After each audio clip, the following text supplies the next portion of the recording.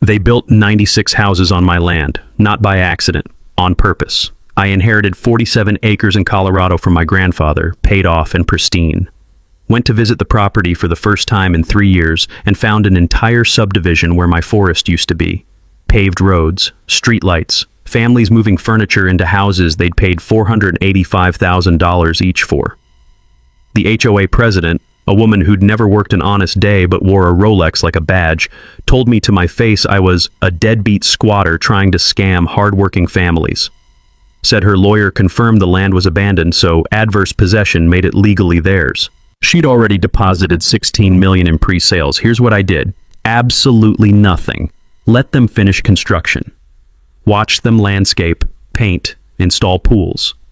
Then I walked into federal court with my grandfather's original 1971 deed.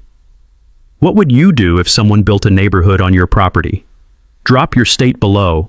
Let's see where my land rights family is watching from. My name's Dakota Flint. Yeah, like the stone. 47 years old, structural engineer, divorced. I drive a 2008 Silverado that burns a quart of oil every month. Nothing special about me except one thing. My grandfather left me 47 acres of Colorado forest worth about $4.2 million.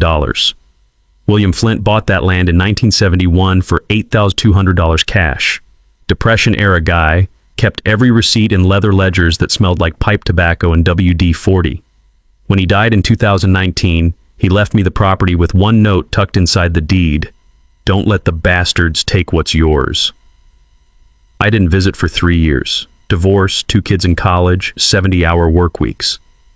But I paid property taxes every April, $6,400 annually, never late, always online. I had the email receipts. August 2022, I finally drove up to scatter Grandpa's ashes, turned off Highway 36 onto the old fire road, and my stomach dropped.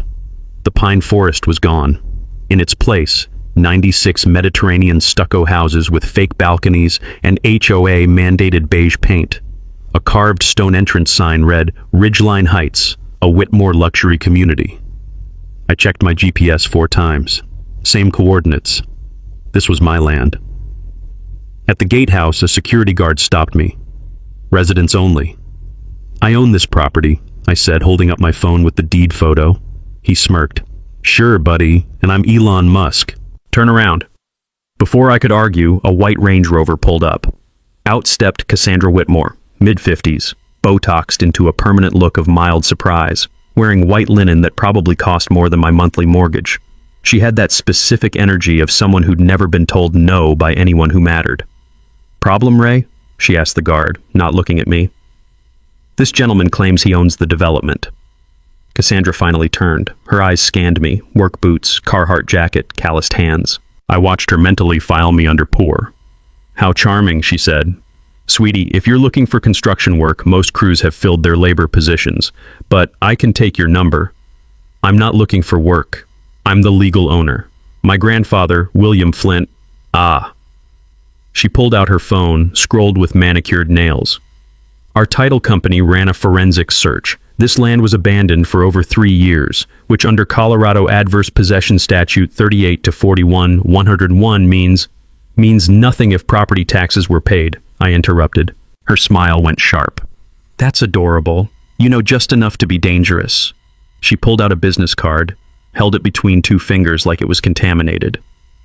Brian Kemper, our attorney. He'll explain why your claim is, what's the legal term, frivolous. I took the card. How many houses are sold? All 96. Pre-construction sales totaled $16 million. Families are moving in by Thanksgiving. She said it like a threat. This is a legitimate development, properly permitted through Boulder County. If you continue trespassing, I'll call Sheriff Mitchell personally. We're major contributors to his department's equipment fund. Then she did something that made my blood freeze. She pulled out her phone, snapped my license plate. Just in case you decide to come back and vandalize anything, we have excellent security footage. She leaned closer. And trust me, honey, people like you don't win against people like us. The diesel smell from a nearby excavator mixed with fresh concrete. A nail gun echoed pop, pop, pop like a countdown. I drove home, hands shaking.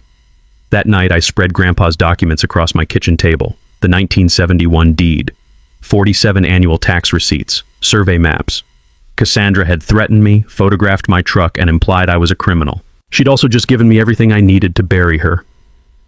Monday morning, I called Brian Kemper, Cassandra's attorney. His receptionist had that voice, professionally pleasant in the way dentists are when they're about to tell you that you need a root canal.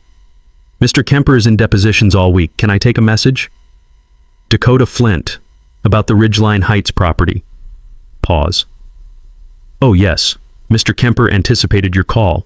He's authorized me to offer a nuisance settlement of $15,000 if you'll sign a quitclaim deed by Friday.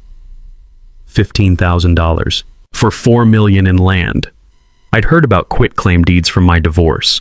That's how my ex got the timeshare in Branson that neither of us wanted. Basically, you're signing away all your rights to something without anyone promising those rights actually exist. It's the legal equivalent of saying, I give up, don't even care if I'm right.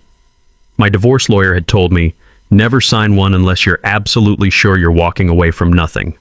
Tell Mr. Kemper I'll see him in court, I said, and hung up before she could respond.